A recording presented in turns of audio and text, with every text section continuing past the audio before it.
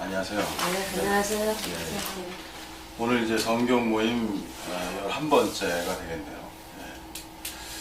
반갑습니다. 참 이렇게 계속해서 하나님 말씀을 공부할 수 있다는 게 참 마음의 기쁨이 있습니다. 성경에 이제 하시는 말씀이 뭐냐면 여호와의 말씀은 내 길의 등이다 이런 말이거든요. 그래서 인생이라는 것은 알 수가 없잖아요. 특히 인간에게는 항상 불안이 있죠. 하나의 불안 요소라는 것이 떠날 수 없는데 그것이 뭐냐면은 미래의 불확실성.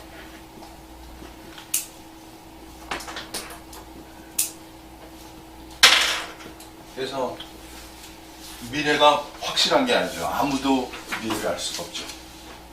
예수님께서도 장래 그 날에 대해서 모르신다고 했어요. 하나님만 아신다고 했다. 기독교의 위대성이라는 것은 예수님도 모르는 것이 있다. 이 기독교의 위대성이란 말이에요. 여기 모르는 게 여러분 위대성이지 참 쉽지 않죠. 왜 모르는 게 아는 게 위대한 것이지, 그죠? 네. 그 역설이에요. 인간은 다 안다고 할 때 오류가 발생해요. 참 기묘하죠? 다 안다고 할 때 오류가 발생해요. 나는 다 안다. 이렇게 말할 때 이 자체가 오류야. 이 자체가 오류야. 나는 다 알고 있어. 그 자체가 그 사람에게는 어둠이에요. 기독교의 주님은 모르시는 게 있다고 이 말씀하신 것. 이 앞에 누가 다 알 수 있다고 말할 수 있겠어요. 그래서 기독교 역사 가운데 많은 이단이나 빗나간 사람들의 특징은 뭐냐면은 다 안다고 할 때 거기에 문제가 생깁니다. 근데 인간은 닉체가 말한 대로 지식은 뭘 가져와요? 권력을 가져온다. 무슨 소리냐면 아는 자가 힘이 있어요, 여러분. 안다는 거 앞에 당할 수가 없는 거예요. 사실. 그래서 지식이라는 건 좋은 면이 있어요. 그죠? 여러분 제가 여러분 앞에 이렇게 지식을 전하잖아요. 여러분 들으시잖아요. 권력자란 말이에요, 제가. 지식이기 때문에. 뭐 시간 오셔서 듣죠. 또 수업료도 내시죠. 네? 권력자가 돼요. 제가 권력이 있으니까. 네? 좋은 면에서 지식은 권력이란 말은 어떤 면은 나쁜 말은 아니에요. 그러나 이 지식이 악용이 되면 안 돼요. 악용이 되면 안 된다. 악용의 도구로 쓰면 안 돼요. 특별히 종교성에서 이 종교라는 건요, 그 위험성이 있어요, 여러분. 종교라는 건. 왜냐면 종교라는 건요, 일종의 믿음이란 말이에요. 믿음을, 이게 신앙적 용어인데 평범한 다른 말로 바꾼다면 이게 신념이라고 바꿀 수 있어요, 여러분. 왜 이게 종교가 위험하냐면 신념화될 때 어떤 일이 발생해요?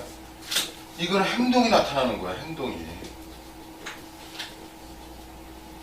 그래서 아무거나 신념화가 되면 안 돼요. 믿을 만한 것, 가치 있는 것, 진정으로 하나님께 속한 것, 이것이 신념화가, 믿음화가 돼야지 엉뚱한 것이 신념화가 되면 그 일생을 망치게 되는 거예요. 그래서 이단에 빠진 사람들은 이 다 안다, 그들의 그 강력함이라는 건 뭐냐면, 주로 이단성이라는 게 뭐냐면, 다 안다는 것으로 사람을 어떻게 해요? 사로잡는 거예요, 여러분. 그래서 이 미래신학의 관점이라는 것은 뭐예요? 다 알 수가 없다는 거야, 하나님에 대해서. 하나님은 왜? 하나님은 항상 잊지 마세요, 여러분. 무한의 하나님이시기 때문에. 이 말이 참 귀한 말씀이에요. 무한의 하나님이야. 그게 무슨 소리냐면 여러분이 알고 알아도 다 알 수 없는 하나님. 이래 하나님을 경외하죠. 하나님을 두려운 가운데 바랄 수 있죠. 그래야 온전한 신앙으로 나아갈 수 있단 말이에요. 근데 사람들은 뭐예요? 그러니까 다 안다는 이 관점. 그래서 소위 말하면 뭐 최고봉이다 뭐 이런 말 쓴단 말이야. 다 안다는 관점. 이게 최고봉이라는 거야. 가장 높다는 거야. 그러나 하나님 안에서는 최고봉이 있을 수가 없지. 왜? 무한의 하나님인데 어떻게 그분이 다 할 수가 있겠어요. 그죠? 그 자체가 오류성이라고. 그래서 제가 다시 말씀드리지만 기독교 영성의 위험성이라는 것은 기독교 영성의 위험성이라는 것은 안다가 아니고 다만 안다가 아니고 다 안다. 여기에 빠지면 뭐가 돼? 이것이 망하는 거예요. 망하는 거. 망하는 거예요. 그래서 예수님의 나는 모르 어떻게 하나님이 모를 수 있단 말이에요, 여러분. 삼위일체 하나님이. 이게 신비 중에 신비란 말이에요, 여러분. 주님이 모른다는 것 앞에 우리도 항상 어떻게 할 수 있어? 항상? 예? 겸손할 수밖에 없는 거야. 그래서 여러분이 전진하려면 나는 모릅니다가 늘 있어야 되잖아요. 그죠? 내가 모릅니다라고 해야 거기서부터 뭔가 배울 수 있는 것이 있죠. 그래서 어린아이 같다는 말씀이 뭐냐면 영어로 unlearned라고 해요. 아직 배우지 못한, 모르는 그런 개념이 들어간단 말이에요. 알지 못하는 이런 개념이 들어간다고 해요. 이것이 결국 어떠한 영이에요? 그것이 여러분 바로 가난의 영이라는 거예요. 가난의 영. 이 가난의 영을 정말로 제대로 해석을 해야 돼요, 여러분. 오늘 이 시대에. 가난의 영이, 에? 이게 깊이가 없는 가난이 되어버렸어요, 여러분. 낮은 가난이 되어버렸다고. 이게 산삼복음에서 예수님의 첫성이거든. 가난한 자는 복이 있나니 천국이 저희 것이며. 제가 영성에서 제가 한 20-30년간 저는 정말 영성을 추구하는 자였어요. 이 구절을 알고 있어요. 근데 제가 양심 고백을 한다면 아는데 가난은 오질 않더라고요. 가난은 실체적으로 내게 오질 않아. 저는 나중에 깨달았어요. 왜 내 가난이 왜 없었는가. 왜? 저는 무한의 하나님을 몰랐던 거예요. 하나님이 무한하다는 개념을, 무한에 대한 문자는 알았지, 무한이라는 단어를. 그러나 무한이라는 개념을 알지 못했어요.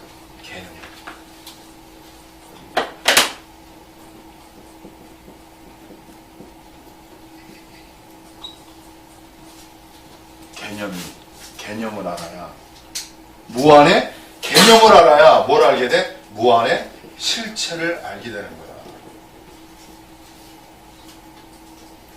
그래서 무한이란 실체를 알아갈 때 비로소 가난의 뭘도 이해하겠어요?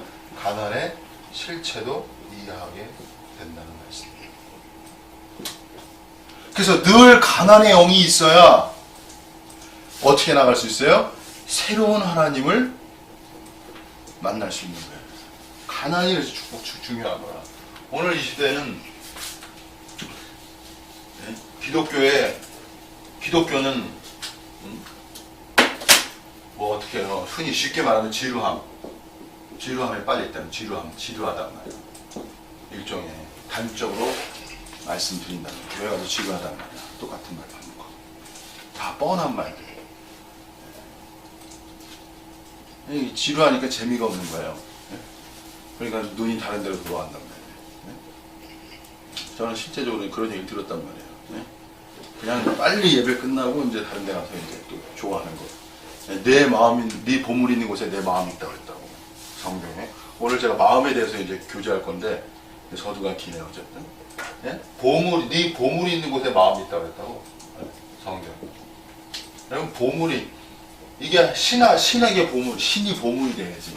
하나님이 보물이 돼야지. 하나님이 나의 진짜 보물 같은 존재가 되셔야지. 말씀이 보물이 돼야지. 그래야 마음이 거기가 있지. 근데 교회 가면 듣기는 들어도 지루하니까 보물이 아닌 거야. 그러니까 겉핥기식이야. 가짜 신앙이 되는 거야. 그 주요 원인이 뭐겠어요? 이 무한의 하나님에 대한 개념이 없는 거야. 하나님이. 다 알려진 하나님, 알고 있는 하나님의 관점에 사로잡힌. 이래가지고는 활력이 있을 수가 없어요, 여러분. 활력이라는 것은 새로움 속에 나오는 거야. 무한한 하나님에 대한 새로움, 그 새로움 속에서 활력이 나오는 거야. 그래야 인생이 재밌는 거 아니겠어요? 항상 새로우니까. 여러분, 제가 오늘 제가 강의도 하지만 저렇게 제가 좀 새롭게 새로운 스타일로 이렇게 얘기를 해야 여러분 또 뭐가 있는지 알고 또 들으실 거 아니에요, 그죠? 네? 뭐가 많잖아요. 고맙습니다. 네. 그래서 이 가난의 영이라는 건 너무나 우리가 알아야 좀 귀한 것이죠. 네. 자, 어떻게 저도 하다 보니까 좀 이렇게 지나갔습니다. 그러면 오늘은 이제 주제로 오겠습니다.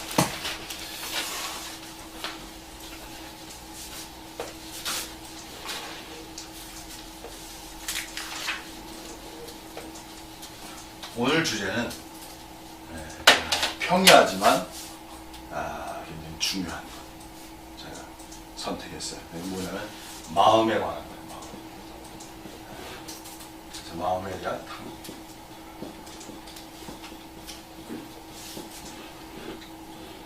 이것이 오늘 우리가 교제하는 주제입니다.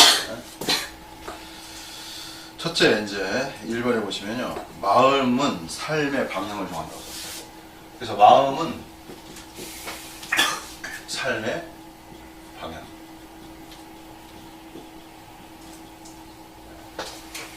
그러니까 마음에 따라 삶이 결정된다. 이렇게 말씀해요. 마음에 따라 삶이 결정된다. 굉장히 중요하다는 얘기죠. 어떤 마음이냐가 어떤 인생이 되는 거예요. 그죠? 마음이 과연 어떤 마음을 가져야 할까? 굉장히 중요한 요소가 있는 거죠. 마음은 인격의 중심이라는 거죠.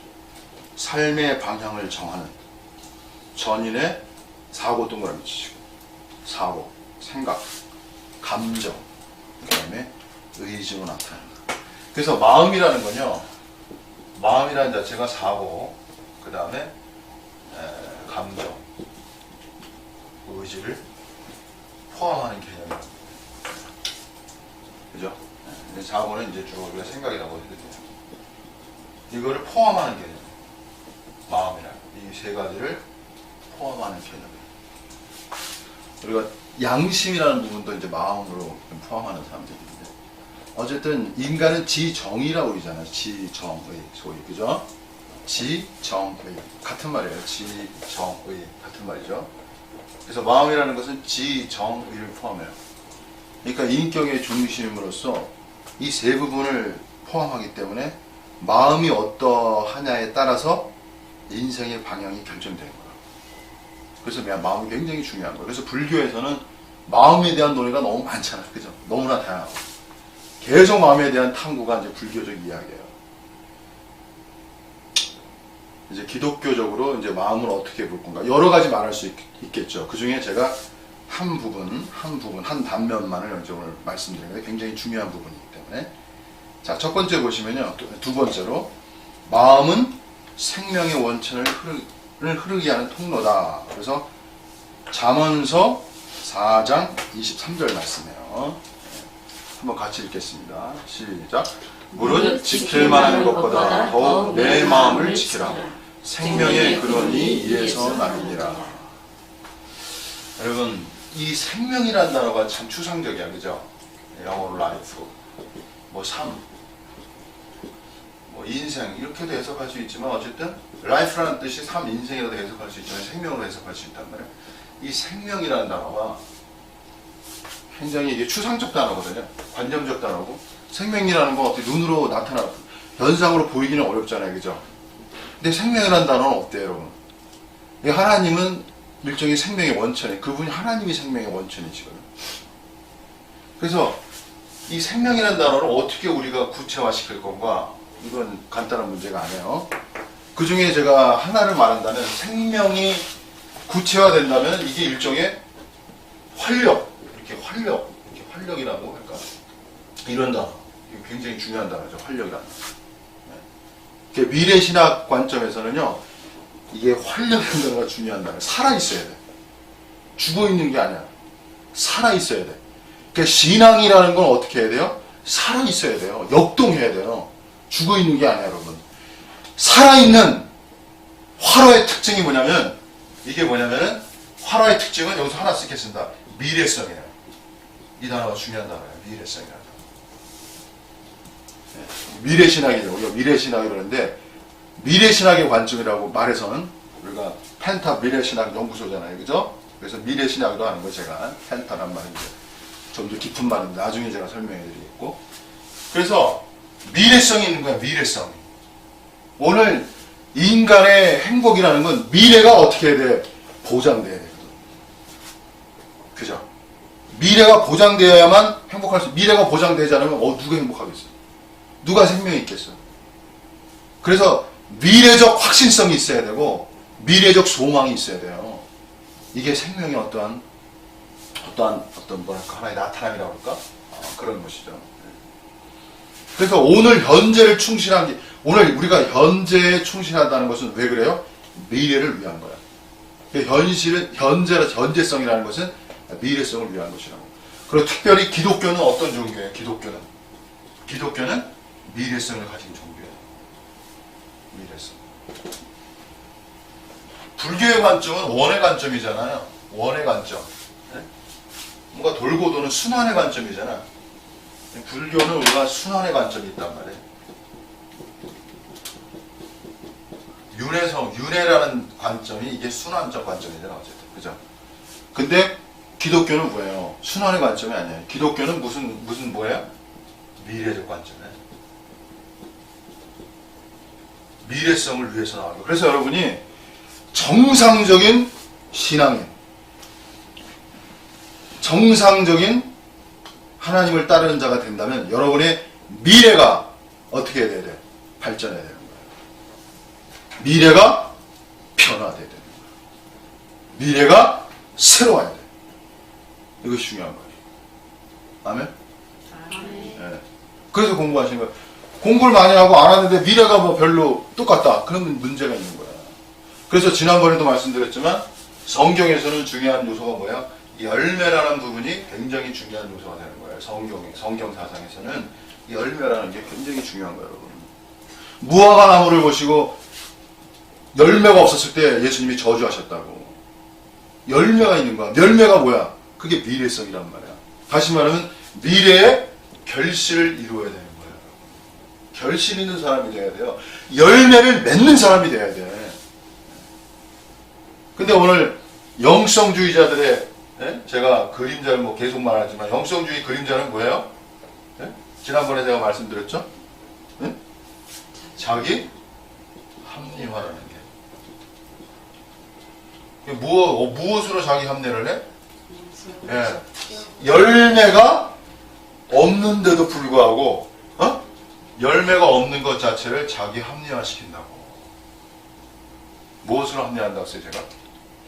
열매를 맺게 하는 것은, 자, 오늘 여기서 중요한 거 말씀드리겠습니다. 제가 이게 마음을 얘기해도 꼭 이게 영성의 죄나 종교의 죄 쪽으로 가더라고. 꼭 말씀을 드려서. 자, 자기 합리화, 열매가 없는데도 열매를 맺는 거는 뭐라고 그래? 자기 합리화를 어떻게 시켜? 사도행전 말씀했죠? 주께서 사람의 숫자를 더해 주시리라. 주께서. 그게 사도행전 말씀이에요.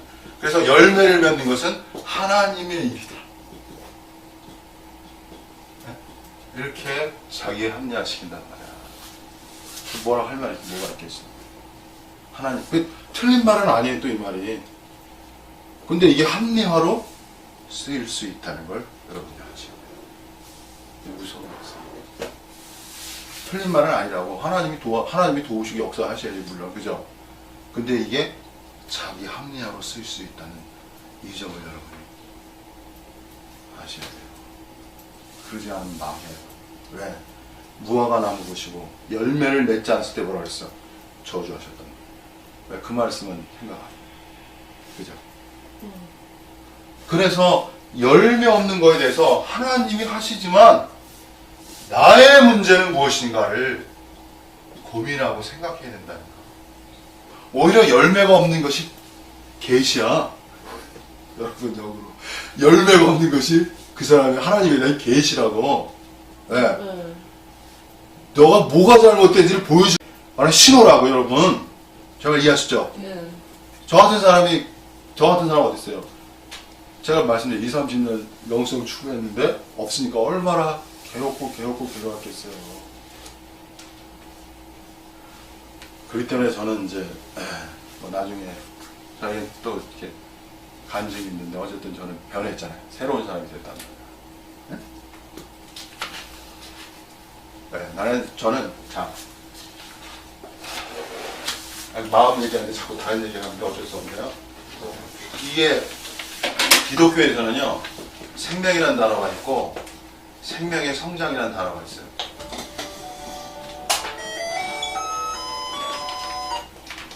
자 여기에서 자 오늘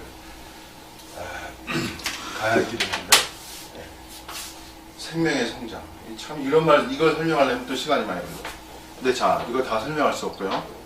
그래서 인간이 진보하려면 무엇이 필요한가? 정지개혁이 필요한가? 정지개혁이 필요합니다. 꼭 기억하세요.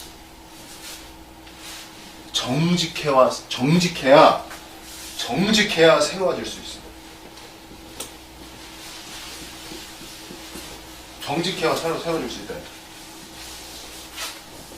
시편 보겠습니다. 시편 51편.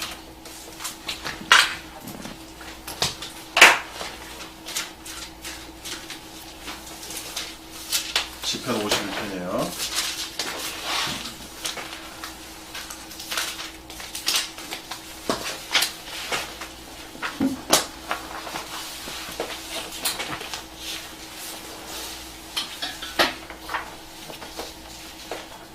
시편의 51편 보시면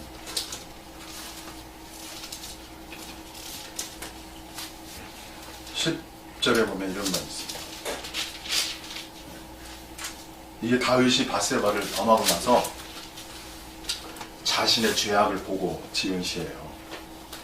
840페이지인데요. 보시면 51편 10절에 보시면 하나님이여 내 속에 정한 마음을 창조하시고 이 정한 마음이라는 것은 깨끗한 마음, 순수한 마음, pure heart라고 이제 NIV에서 말하고 있는데 그리고 내 안에 정직한 영을 새롭게 하소서.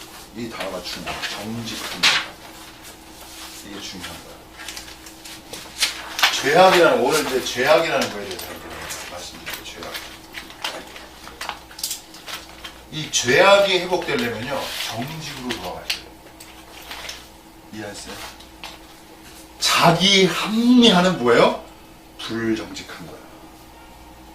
참된 것이 아니란 말이에요. 하나님은 참된 분이시란 말이에요. 그죠? 하나님은 진리란 뜻이 참이란 뜻이란 말이에요.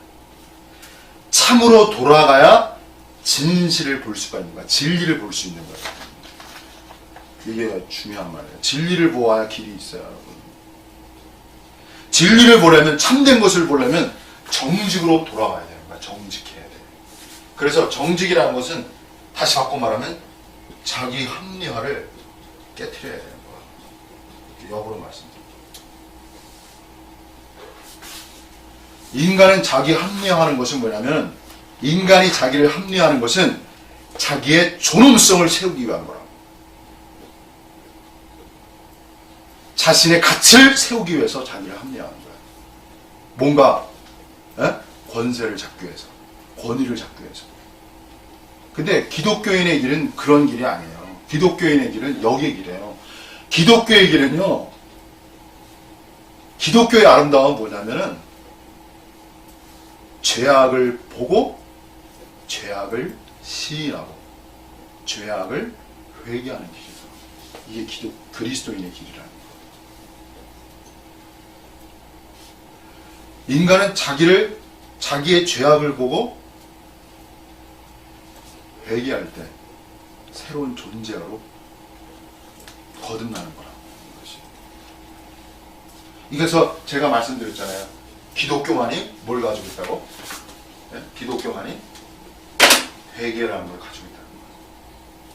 이 회개라는 단어가 너무 귀한 말이에요, 사실. 근데 회개란 말이 너무나 이제 한양화돼가지고, 네? 이 회개란 말이 뭐냐면은 이게 전 존재적인 거야. 전 존재적. 전 존재적 전하냐 일종. 회개란 말이. 여러분 새 창조라는 건 뭐냐면 오늘날 기독교는요. 오늘날 기독교는 두 가지가 중요해요. 구원과 뭐예요? 성화라는 관점이에요. 구원받아라. 그 구원이라는 걸 강조하죠. 그리고 성화라는 건 일종의 변화예요. 구원을 많이 얘기하고 그 다음에 성화를 얘기하는데 성화에 대해서 우리가 나중에 깊이 연구하고 깊이 자고 말씀을 나눠야 돼요.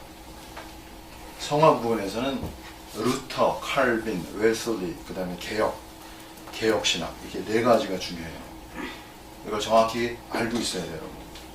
성화에 대한 고민을 해야 돼요. 성화라는 건 변화, transformation, sanctification 이렇게 두 가지로 쓰는데요. 원래 성화라는 뜻이 sanctification 영어로, 근데 변화라고 해서 transformation이라는 단어도 써요. 근데 이 성화적 관점도 여러분이 정확히 알아야 돼. 대충 오늘 이 시대의 교회는 너무 대충적이야. 너무 대충이야. 응? 뭐 해? 대충이야 그냥. 그게 아니라 하나님 말씀이 굉장히 뭐예요? 하나님의 말씀은 시편인가 이런 말 써요. 정밀하다는 말이 있어요. 정밀하다. 굉장히 하나님 말씀은 뭐야? 아주 세세하면서 정확한 말씀, 정확한 말씀입니다. 정밀하다는 뜻이 있어요. 여러분 하나님 말씀을 정확히 제가 신앙의 길을 가면서 제가 많이 생각한 게 이런 성화적인 거예요. 이게 저의 늘 마음의 놀림이었어요. 놀림. 저는 돈도 좀 그렇고 성공도 그렇고 그렇게 살았어요. 그냥 이거 하나 그냥 오랜 시간, 진짜 오랜 시간 저는 저의 이 길을 가면서의 참 이게 갑자기 너무 제가 이 오랜 시간 이걸 생각했기 때문에 그냥 이론적으로 제가 길을 간 게 아니고 실체적으로 제가 오늘 마음에 대해서 말하려고 그러잖아요. 그죠? 제가 마음을 제대로 알 때 그 축복을 제가 알기 때문에 전하고 싶은 거야. 제가 마음을 제대로 알고 성경의 말씀들 제대로 알고 추구할 때 자 마음이라는 개념을 왜 전하냐면 마음 자체가 뭐야? 여러분 생각을 전환시켜야 돼. 마음이라는 것이 인간이 가진 보석이에요. 보석. 뭘 써주세요. 마음이 보석이라는 걸 알아야 돼요, 여러분. 마음이 동력이란 말이야, 일종의. 하나님 쓰시는. 그래서 진정한 하나님이 원하는 그 마음을 갖게 되면 그것이 우리의 보석이 되는 거야. 동력이 되는 거야. 인생의 방향을 결정하고요. 인생을 제대로 된 삶을 살 수 있도록 우리를 이끌어준단 말이야. 그래서 제가 마음을 얘기하고 싶어요. 자, 자꾸 왔다 갔다 하는데. 어쨌든. 자, 여기서 구원과 성화. 근데 성화라는 이 두 개념에서 중요한 것, 오늘 미래신앙이 말하고 싶은 단어가 이 단어냐. 뭐냐면, 구원과 성화가 결국에 지향하는 건 뭐냐면, 새 창조라는 거예요, 여러분. 여러분, 기독교는 뭐예요? 새 창조를 이루는 종교라는 걸 여러분 생각해요. 다시 말하면 여러분이 어떤 존재가 돼야 돼? 새로운 존재가 돼야 되는 거야. 새 창조가 되어야 되는 거야, 여러분. 오늘 왜 공부하세요, 여기서?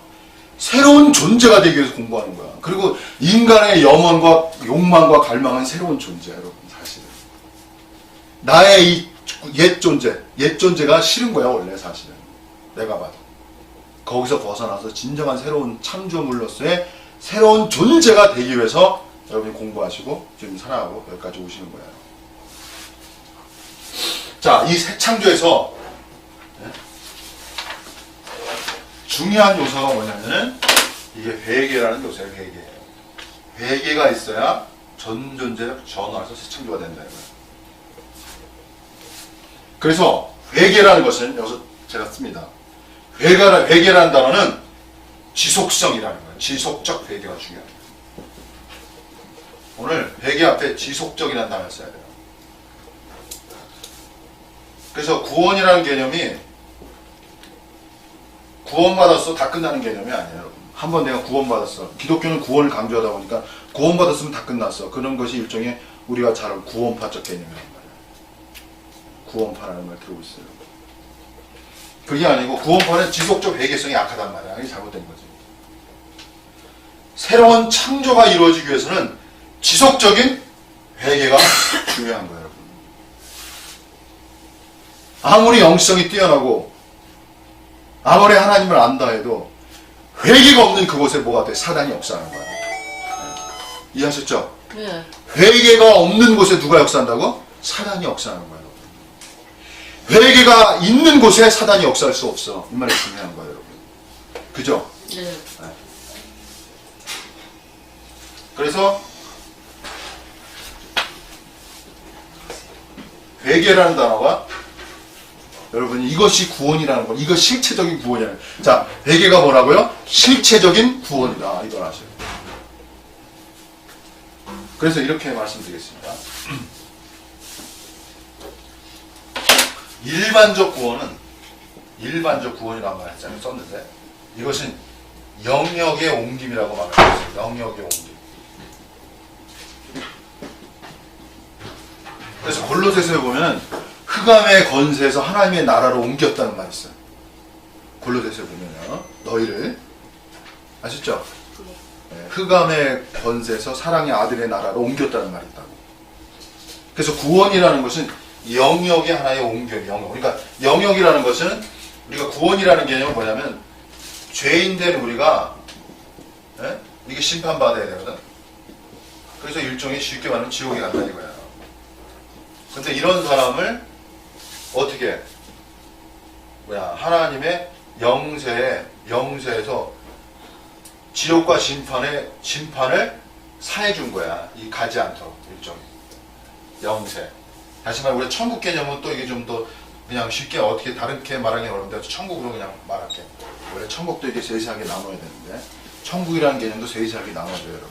어렵죠. 그건 어쨌든 쉽게 말해 심판과 지옥의 권세에서 하나님의 나라로 천국이라고 쓸게 일단 쉽게 설명하기 위해서 하나님의 나라 사랑의 아들의 나라로 옮겼다는 거예요. 사랑의 하나님의 아들의 나라로 옮겼다는 거예요. 그래서 옮기는 거야. 영역 구원이라는 거. 근데 오늘 여기서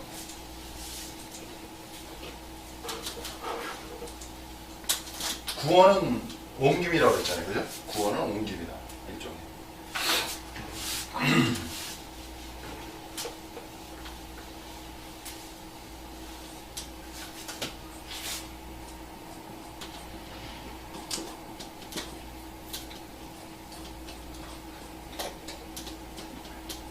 근데 실체적 구원은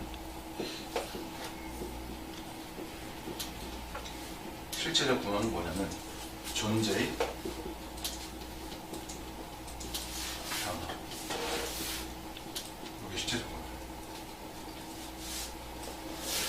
그래서 그러잖아요. 아, 저 사람이 그리스도이냐? 저 사람이 예수 믿어. 그 영역을 옮긴 사람이지 실제 변화는 되지 않는 사람이야. 제 말 이해하시죠? 지난번에도 막 그게 그럴 수 있어? 그게 영역을 옮겼지만 존재를 변화하지 않은 거. 이거 영역을 옮긴 거는 일종의 어린아이 신앙이야. 어린아이 신앙. 저기 말하면 쉽게 말하면 존재를 변화를 되는 것이 이게 성장한 신앙이에요. 성장한 신앙.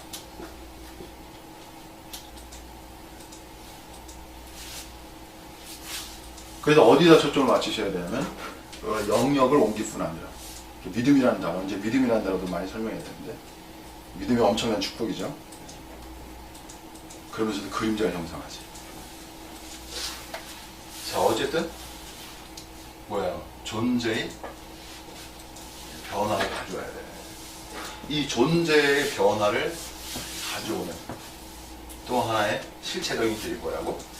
지속적인 회개다.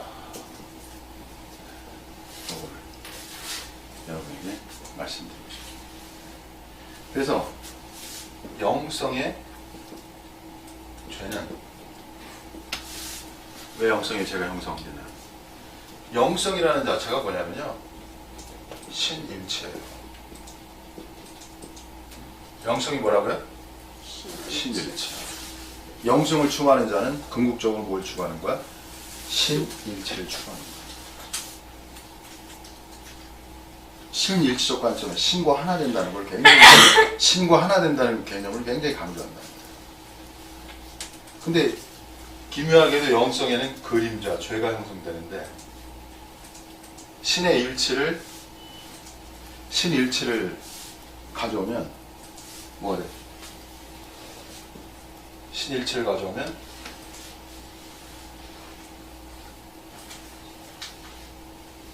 신과 계속해서 하나가 되려고 할 때 어떤 게 생기겠어요? 신에서 하나만 되려고 계속 가다 보면 자신이 뭐가 돼? 자신이 신과, 그렇죠. 신과 하나 됐다는, 신과 하나됨이라는 관념이 설정되는 거야. 신과 하나됨에 대한 관념이 점진적으로 설정돼요, 여러분. 그러면은 이것이 강화되면 이게 신이라는 존재가 사실 뭐예요? 신이라는 존재성이 뭐야? 신이라는 존재가. 신의 개념이 뭐예요? 신이라는 개념은 뭐냐면 무오류성이란 말이에요. 여러분 잘 이해하셔야 돼요. 신이라는 것은 뭐냐면 신적 존재라는 것은 무오류성이라고. 그죠? 그죠? 신이 오류가 있으면 신이 아니잖아요. 그죠? 일반적으로. 그래서 신이라는 건 무오류성이라고. 근데 신과 하나 된 관념이 강화되면은 신의 무오류성. 그 자신도 어떤 사상에 빠져? 무오류성으로 빠질 위험이 있단 말이야. 제 말 이해하셨죠? 예. 충분히 돼요. 우리 시현님이 그랬잖아요. 그죠? 뭐가 있는 거야. 이렇게 얘기하는 거. 제 말 맞죠? 시현님 뭐가 있어서 저렇게 말하는 거예요. 여기 정 목사도 있어요, 없어요? 저도 그걸 경험한 사람이에요. 정령이라는 사람이 뭘 경험했어요? 무오류성에 경험한 거야. 문제가 생기겠어, 안 생기겠어? 생겨요. 제가 이렇게 저의 수치와 저의 어둠을 과감히 제가 전합니다. 이해하시죠? 저는 근데 무오류성을 정말 체험한 그 사람은 또 진실한 사람이 한 면에 왜? 하나님을 그렇게 딱 추구했다는 거 아니야, 역으로. 그죠? 맞죠? 정말 진실한 사람이야. 진실한 사람이 사실 하나님 무식하게 추구하는 거야. 그런데 중요한 건 뭐예요? 그래서 사탄은 어떻게 역사하냐면요. 바로 이거로 역사하는 거야. 사탄은 뭘 역사한다고? 인간의 무오류성을 집어넣어 주는 거예요. 이게 사탄의 역사야. 아멘? 예. 네, 이게 사단의 역사라는 거야. 근데 이걸 어떻게 집어넣어줘? 한꺼번에 안 집어넣어줄 때 점진적으로 집어넣는 거야. 점진적으로. 조금씩. 이게 무서운 거예요, 여러분. 사탄의 역사라는 건요, 절대 금박하게 안 들어갑니다. 사탄은 인간을 향해 어떻게 조금씩 역사합니다. 이거 사탄의 전략입니다. 오늘 마음에 대해서 학부모님들 많은데, 이제 마음에 대해서 제가 게으름과 부지런함에 대해서 이제 말하려고 한 건데, 왜냐면 좀 더 자자, 좀 더 눕자, 이런 말이 잠언서에 있어요, 여러분. 그래서 사탄은 항상 어떻게 역사해? 우리를 나태하게 빠질 때 좀 더를 이용한다. 야, 조금만 쉬자. 네? 조금만 더 눕자. 그래서 사단의 역사라는 건 점진적이라는 걸 알아야 돼. 절대 안 그래. 여러분, 사람들은 다 선하기를 원해요. 다 착하기를 원하고 온전한 행동을 하기를 원해. 그러나 그 작은 틈 속에 들어오는 거야. 그래서 다시 이 말씀 가면, 그래서 신의 무오류성을 따라서 신과 하나 된 관념을 형성할 때, 네? 자신도 여기서 중요한 단어. 이게 무슨 단어냐면, 누가 중요하냐면, 뭐예요? 무의식적. 무오류성. 점진적인 무의식적 무오류성으로 빠지게. 이게 사단의 역사. 그래서 여러분 바울을 주의해야 돼요. 바울을. 왜? 성경의 바울은요, 성령을 채워간 이후에 거의 무오류적인 면이 나타납니다. 그래서 바울주의가 무서운 거예요. 제 말 이해했어요? 바울의 서신을 보면 무오리적이야, 진짜로. 그래서 우리가 무오류를 갈망하는 건 맞아요. 정말. 네, 거룩을 위해서, 완전을 위해서. 그러나 역이라는 걸 여러분, 신앙에서 중요한 것이 뭐냐면, 역이라는 걸 알아야 돼요. 역. 오늘 역에 대해서. 역설을 알아야 돼요. 이게 참 중요한 거예요, 여러분. 역이라는 거. 역의 관점을 이겨야만 극복해나, 역의 관점을 물어 이 신앙의 영성의 그림자를 돌파해 나가야 돼. 이게 굉장히 중요한 얘기예요. 왜냐면은 이 역이라는 거는, 역이라는 개념은 뭐냐면 이게 신의 이야기야. 일종의. 이게 성자의 이야기야. 원래 근원적으로 얘기한다면 성자가 역이셔. 여러분, 이 역이라는 걸 늘 생각해야만 돌파가 일어나는 거야. 오늘 펜타란 말 있죠? 펜타. 거기 역이라는 관점이 중요해. 성자의 이야기가 중요한 거야. 이게 미래신학의 독특성이에요, 여러분. 자, 성자가 왜 역입니까? 성자는 성부하고 다른 모습으로 이 땅에 나타난단 말이야. 완전히 다른 모습이야. 그죠? 성부는 초월과 위대하고 전지의 하나님으로 나타나시는데, 성자는 어떻게 나타나셔요? 우리가 크리스마스 다 보잖아. 말구유에서. 어? 말구 있죠, 말구유. 말을 먹이통이란 말이야. 여관빵도 못 찾아가도 말구유에서. 어? 마국간의 말구유에서 태어났단 말이야. 그리고 왕이 죽이려고 하니까 도망 다녔어요, 요셉이. 죽일까봐. 너무 연약하고, 너무 약한 모습으로, 너무나 낮은 모습으로, 천한 모습으로 나타난 게 누구야? 성자라는 거야. 예수님이야. 이게 신의 세계라는 거예요, 여러분. 이게 신의 세계가 역설이라는 걸 알아야 돼요. 그 지난 시간에도 얘기했잖아요. 역설이라는 게 참 기가 막힌 하나님의 역사라고. 그게 바리새인은 11조를 하고 금식을 한단 말이야. 그래서 하나님 앞에 나는 11조를 하고 금식을 합니다. 그리고 당당히 기도를 하고 있었단 말이야. 근데 죄인은 저 멀리 떨어져요. 가까이 가지도 못해요. 멀리 떨어져서 그러다가 가슴까지 쳐요. 그리고 뭐라고 고백해요? 자기가 죄인이라고 고백한다고. 네? 근데 예수님은 뭐라고 말씀하셨어요? 누가 더 의롭냐 이거야. 네? 그 죄인, 그 사람이 더 의롭다고 말씀했다고. 그러니까 의인이라고 한 놈은 의인이라고 자기가 의롭다고 한 놈은 의인이 아니야. 여기라고. 근데 자신이 뭐라고? 죄인이라고 한 놈이 의인이란 말이야. 이게 주님의 역설이라고. 그래서 영성의 길은 거꾸로의 길이야. 그게 뭐야? 내가 가장 큰 죄인이다라고 말하는 그 사람이 깨끗한 사람이야. 이게 진리란 말이에요, 여러분. 이게 진리 중에 진리라고. 이게 기독교라고, 여러분. 아멘? 네. 그래서 성장하면 성장할수록, 나아가면 나갈수록 나는 죄인 중에 죄인이라고 진실로가 중요한 거야, 진실로가. 왜? 빛이 밝으면 밝을수록 작은 어둠은 더 드러나게 돼 있거든. 잘 이해하셨죠? 예. 원래 빛이라는 것은 어둠을 드러내는 거야, 원래. 빛의 속성은. 빛이 있는 곳에 뭐가 드러난다고? 어둠이 드러나는 거야. 정말 빛이 있는 곳에 자기의 죄인됨이 드러나는 거야. 근데 인간은 기묘해요. 내가 정말 죄인이라고 말하는 사람이 그 사람이 더 아름답게 보인다니까. 제가 이해하시죠? 그 사람들이 더 성자처럼 보여. 그 위대한 목사가 되는 거예요. 그러니까 정 목사는 여러분 앞에서 얼마나 제가 실패하고 못다니고 정말 부끄러운 사람인가, 정말 우직한 사람인가를 이렇게 많이 전하면 제가 이제 위대해지는 거예요, 역으로. 그러니까 참 많은 이야기가 있어요, 진짜. 어쨌든.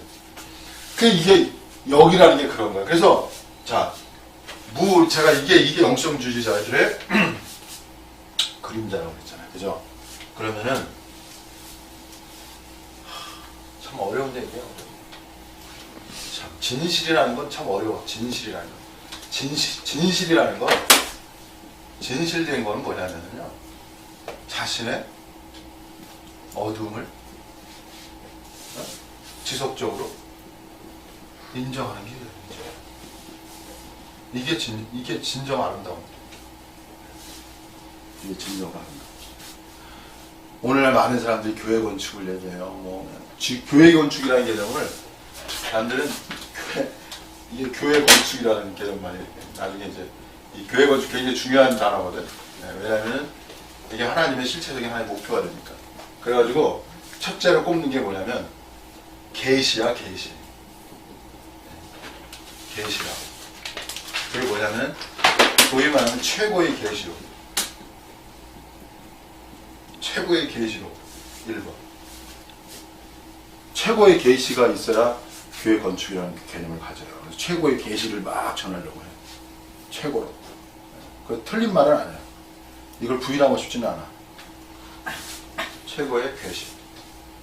그래서 막 그래서 최고봉이라는 말을 쓰고, 우리가 본 하나님이 다 그러잖아. 이단이 우리가 본 하나님이 최고라고 다 얘기해서. 그죠?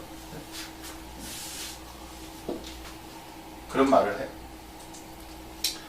그런데 진정한 교회 건축은 뭐냐면은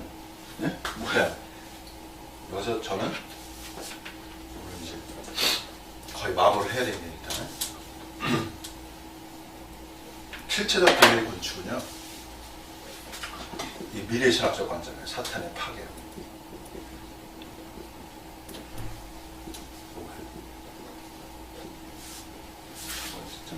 얘기하면 긴데, 이미 사탄은 그리스도의 십자가 앞에서 이미 심판 받았어요. 심판을 받았다. 심판을 받았단 말이에요. 그런데 그렇지만 사탄은 이미 심판 받았다고 그래요. 심판. 십자가에서. 이미 얘는 심판 받아가지고 얘의 판결이 이루어졌어. 너는 무정죄인이라고 딱 정했어. 그게 다 이미 정해진 거예요. 그런데 이 심판에 대한 일종의 집행 있잖아요. 집행. 이 집행이 중요한 단어가 있어요. 여러분. 이 집행의 관점이 현재성에서 이루어져야 돼요. 미래성이 아니고. 이 말이 중요한 거예요. 현재적 관점에서 사탄이 실체적으로 파괴돼야 돼. 그래야 그 터 위에서 뭐가 돼? 하나님의 나라가 세워지는 거예요. 제가 얘기했어요. 사탄을 모르는 자는 하나님을 모르는 자야. 이게 참 어려운 말이에요, 여러분. 자꾸 어려워지는데 오늘 어려운 말 그만하겠습니다. 사탄을 모르면 하나님 몰라. 왜냐면요, 이것만 아세요. 사탄은 어떤 존재냐면, 여러분, 사탄이 만만한 존재가 아니에요, 여러분. 사탄이 이렇게 간단한 존재가 아니라고.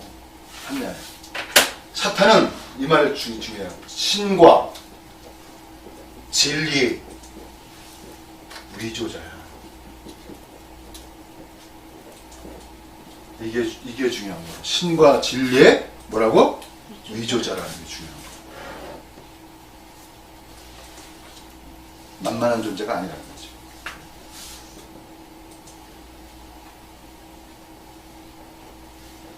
그래가지고 사탄이 어떻게, 이 말이 중요해요.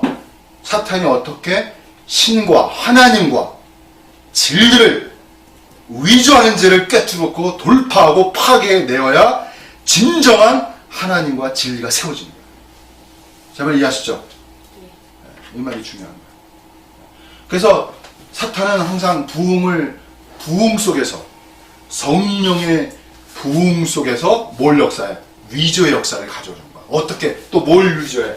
오늘 깊이를 못 나가겠네요. 여기까지 거의 끝났어요. 뭘 위조해? 여러분이 이제 여기서 중요한 말이면, 사탄은 여기서 좀 다른 말로 하면 성령의 위조자. 좀 말은 틀려요. 이게 성령의 위조자라는 말. 성령을 가장한다.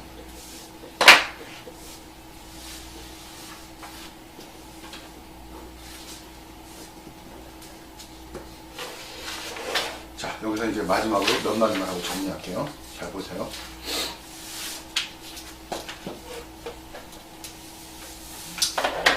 사탄은요, 어떤 현세, 어떤 속세 속에서는 그냥 사탄이 그냥 많이 나타나죠, 그냥. 그죠? 현실성인 사탄의 역사가 많아요, 그죠? 너무 많아요. 근데 사탄의 은밀한 역사는 어디에서 이루어져 있어요?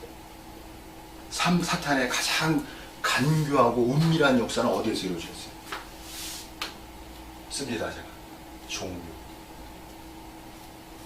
그 다음에 영성에서 이루어집니다. 오늘 종교와 영성 속에 숨어있는 사탄을 노출시킨 것이 바로 누구예요? 유대교의 종교와 유대교의 영성 속에 숨어있는 사탄을 드러내신 것이 바로 예수님이라는 거예요. 아멘? 아멘. 이게 예수님이에요. 예수님이 아니면은 유대교에 숨어있는 종교성과 영성 속에 숨어있는 사탄이 나타날 수가 없어. 그게 사단의 역사야, 사실은. 사단이 사람들 속의 역사에서 사실은 십자가에 못 박힌 거죠, 사실. 냉정하게 말하면. 그렇게 된 거죠. 그래서 오늘 이 시대는 뭐예요? 자, 이렇게 말하면 이제 정 목사는 이제 또, 예? 어떤 타겟이 될지 모르겠네. 오늘 이 시대는 어떤 시대가 돼야 돼? 소위 기독교의 종교와 영성 속에서 사탄이 어떻게 역사하는가를 꿰뚫어내야 이게 진정한 기독교가 나타난다. 이게 중요한 거 같죠. 여러분 여기 뭐 인수는 많지 않지만 그래도 여러분 눈이 아주 똘망똘망 하시고 아주 살아있어요. 생기가 있어요. 너 기분이 나시면 좋습니다. 인연이 확 웃으시는데 여러분 이것이야말로 그래서 하나님은 인간을 왜 만들었어? 여러 가지 목적이 있지만 사탄을 격파하라고 만든 거야. 뭘 만들었다고요? 사탄을 실체적으로 격파하는 집행인으로서 만든 거예요.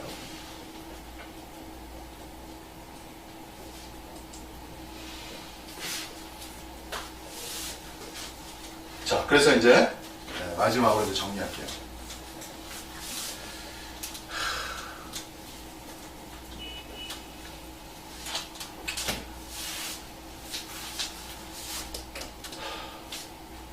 여기서 제가 믿음과 헌신에 대해서 말할게요. 자, 무슨 소리냐면 믿음이라는 단어는 하나님의 영역으로 들어갑니다. 다시 말하면 영의 영역으로 들어갑니다.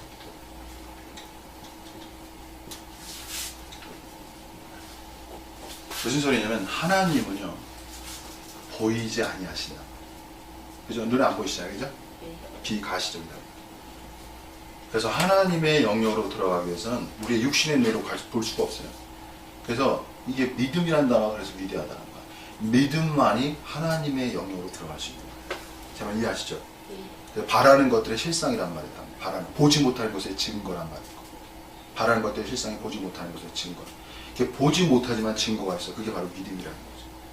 그래서 믿음이 있어야 하나님의 세계화가, 하나님의 세계가 내게 실체화가 일어나는 거예요. 아멘? 그래서 믿음이 중요한 거예요.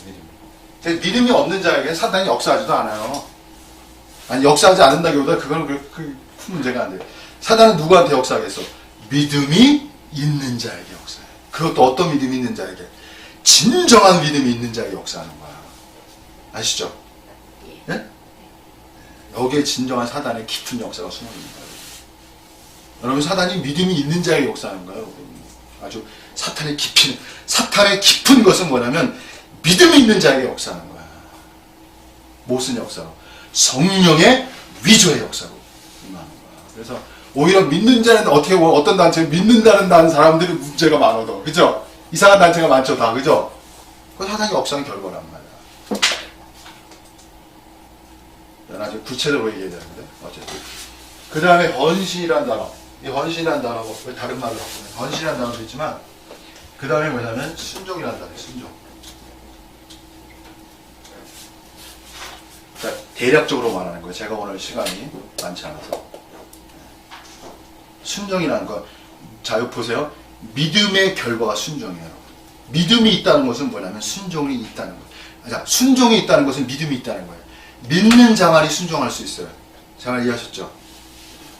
그래서 성경의 중요한 자, 순종하는 자에게 성령을 주신단 말이 있어요. 아멘? 네. 순종이 있는 자에게 성령이 임하는 거야. 일단 여기까지요. 순종이 없는 사람에게 성령이 임하지도 않아요. 성령의 역사가 일어나지도 않는다. 순종하는 자에게 성령이 임해. 아멘? 네. 자, 근데 여기서 문제가 생겨요. 자, 그것만 이제 설명을 말씀드릴게요. 자, 요 말씀이 중요한 거예요. 성령의 역사가 있는 곳에 누가 역사한다? 그렇죠. 사탄이 역사한다. 이 말을 꼭 기억하세요. 이게 우리의 이게 무기야. 그러니까 성령이 나타났어. 그럼 누가 역사를 타면 이제 사탄이 역사를 타요. 그래서 성령을 아는 자들은, 진실로 성령을 아는 자들은요, 사탄을 아는 자들이야. 사탄을 모르는 자는 아직 성령이 뭔지를 모르는 거야. 사탄을 겪은 자라야 진정으로 성령을 기피하는 자들이에요. 아멘? 네. 참 여러분이 아멘 하시니까 참 귀하네요. 네. 그런데 여기서 더 재미난 게 있어요. 뭐냐면 성령의 역사가 있을 때 사탄이 역사하는 것을 통찰하고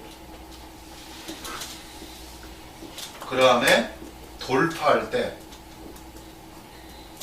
통찰하고 돌파해낼 때 더욱 성령의 역사에 동참할 수 있어요. 아멘? 네, 많이 중요해요.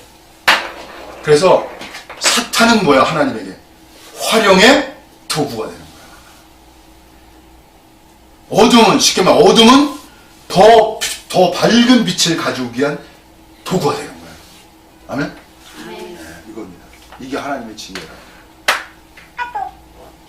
그래서 여러분이 이게 이제 계략적으로 제가 말씀드렸어요. 오늘. 계략적으로. 그러니까 하나하나 구체적으로 더 섬세하게 하나하나 얘기하고 들어가야 되는데 오늘은 계략적. 그래서 여러분이 어쨌든 이 시대에 하나님을 실체적으로 체험하고 여러분의 일생이 진정 놀랍게 변화되는, 정말 더 이상의 행복은 없다. 여러분 마음속에 더 이상의 행복은 없다. 더 이상의 바랄 것은 없다. 나는 이것이 신앙의 고백이라고 생각합니다. 하나님을 향한 우리의 고백은 뭐냐면 더 이상 제가 바랄 것이 없습니다. 이렇게 말을 해야 되는 거야. 그것이 진정하지. 왜? 하나님이 모든 것이란 말은 그런 거야. 하나님이 모든 것이란 말은 뭐냐면 God is everything. 하나님이 모든 것이란 말은 뭐냐면 우리 마음속에 더 이상 내가 바랄 것이 없다. 이거야. 역으로 말하면. 그러한 존재로 여러분이 변해 나갈 수 있기를 바랍니다. 마치겠습니다.